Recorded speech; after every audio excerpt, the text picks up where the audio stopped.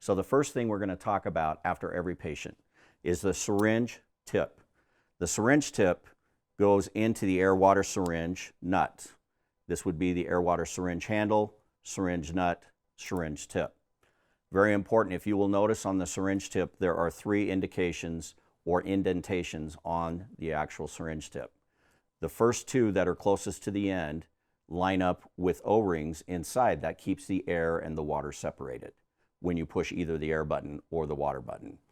The last one that's farthest out is an indication only. When we place this, we want to make sure that that last one out is disappeared. It's for visual.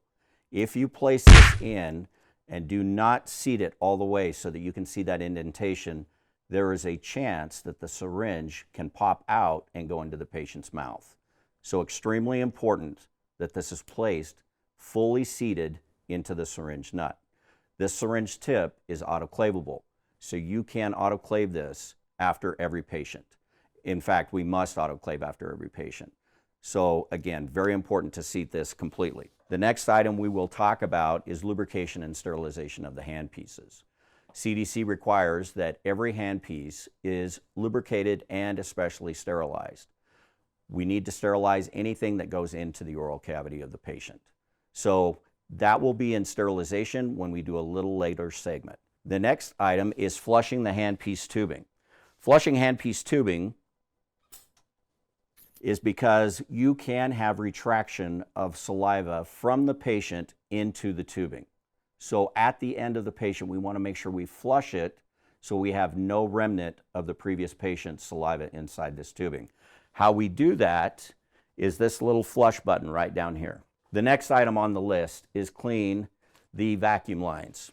So vacuum lines we do if it is after patient and we do oral surgery.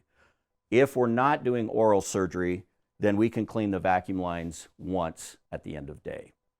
But how we do that is you are going to be able to clean the vacuum lines on what we call the ICV. It places here. We place this on here also. We open the valve and we hit start with this little button right here on the screen. What is happening, it is pulling out of this tank. So this is a very nice investment that the DATC has done for you. When you get into standard practices, more than likely what you will see is we call it a little dish or doggy dish that you will carry from room to room, place it into this dish, and then you will clean out the tubing accordingly that way. This allows you to plug it in, open up the valves, push the start button, and go to the next room, which makes it very convenient for the dental assistant. The next item we are going to talk about is disinfectant of the transfer surfaces. Transfer surface could be the armrest of the chair. Transfer surface would be the touchpad of the actual delivery system and for the assistant touchpad. Your instructors will tell you how they would like to do that, but normally we put tape over these. And also on the patient's chair, we want to make sure that we clean the armrest so we don't transfer anything from one patient to the next. And generally, we will bag the headrest.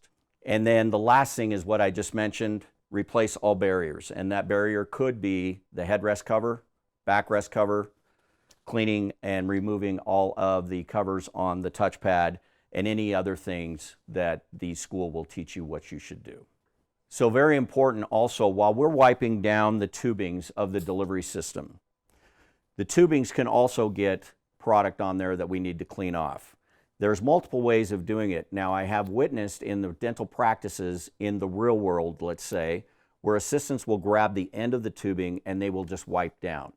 The problem with that is over time, with the friction of wiping the tubing over and over after every patient, is the outside vinyl will separate from the end of the metal. Thereby you see a gap and there is colored of yellow, blue, and red tubings inside of here. The tubing will continue to work, but aesthetically it does not look good. So how do we overcome that? We want to take your wipe, whatever you're using to clean the tubing, and wipe from the bottom up to the top. Thereby we are not putting any pressure from the vinyl outside casing, pulling it and separating it from the metal of the end of the tubing.